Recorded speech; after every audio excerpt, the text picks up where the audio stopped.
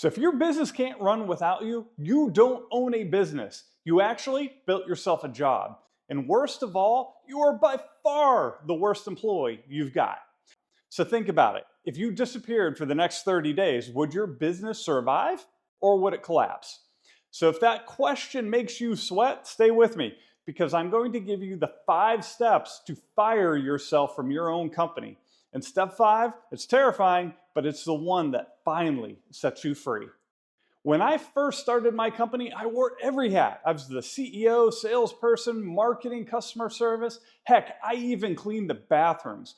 I thought that being the guy that does it all was a badge of honor, and I wore that badge with pride.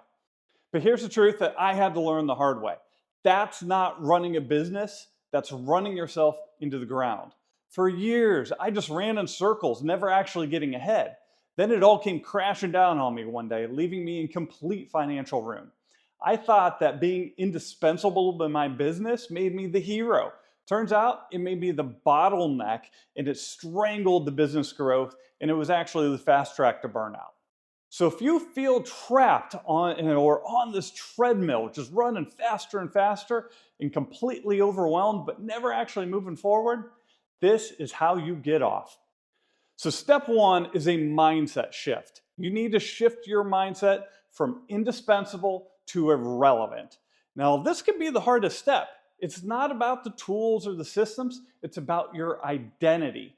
Right now, you feel valuable when you are fixing problems. You're closing deals, you're finally clearing out your inbox. You feel important because you're doing.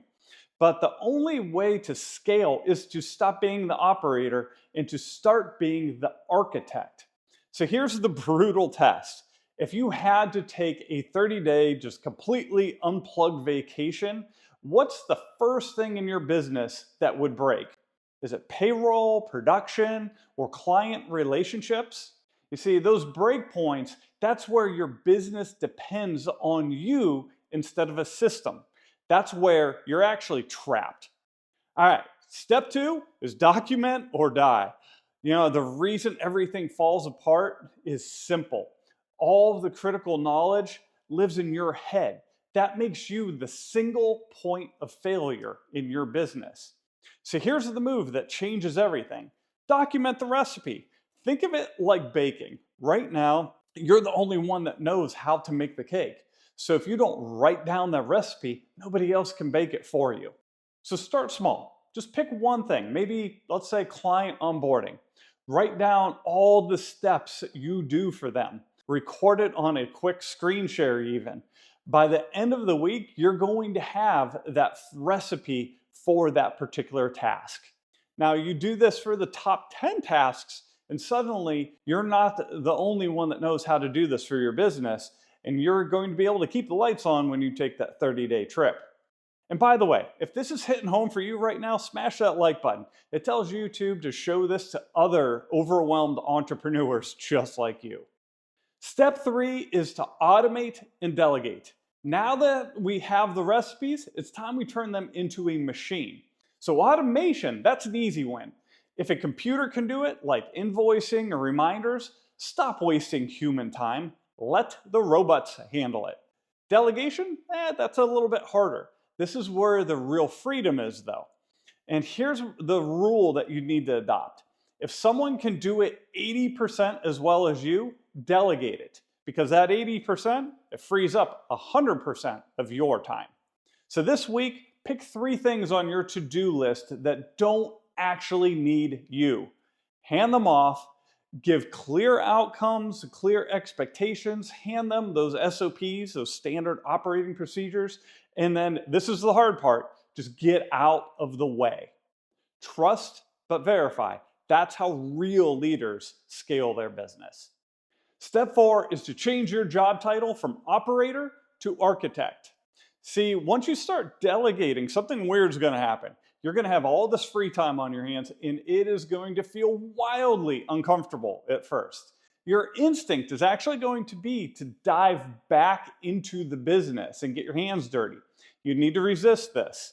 This new time isn't for fixing your printer or answering client emails. It's actually for designing and architecting the work.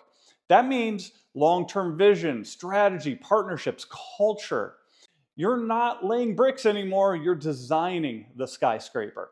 So block time on your calendar as CEO time. Protect it like it's your most important meeting, because if you really are going to build that dream business of yours, this is your most important time. Lastly, step 5, you got to cut the umbilical cord. Here's your final test, and it is the scariest one. Take a real vacation. Not a check email by the pool vacation, a completely unplugged, do not call me unless the building is on fire vacation. Why? Because it forces the business to run without you. If something breaks, that's not a failure, it's feedback. It shows you exactly where the system needs to be a little bit stronger.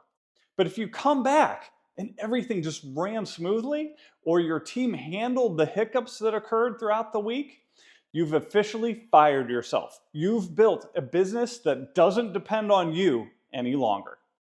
So put it on your calendar. Give yourself a deadline. That's how you're going to make this leap from overworked operator to the actual business owner. So to wrap this up, you didn't start your business to drown in 80-hour work weeks. You started it for freedom, for impact, for even a legacy. The roadmap is actually quite simple. You need to shift your mindset, document those systems, automate and delegate, step into that architect role, and finally, prove that your machine works. That's how you're going to stop being the biggest liability in your company and start being that visionary leader that it actually needs. To help, I've got a free checklist called the first 5 processes to document. It's a great way to scale your business. So grab that in the link in the description today. And it's really a great place to start. And don't forget to subscribe, because next time I'm breaking down the identity to a perfect client that's going to keep your business just thriving for years to come. Now, go fire yourself.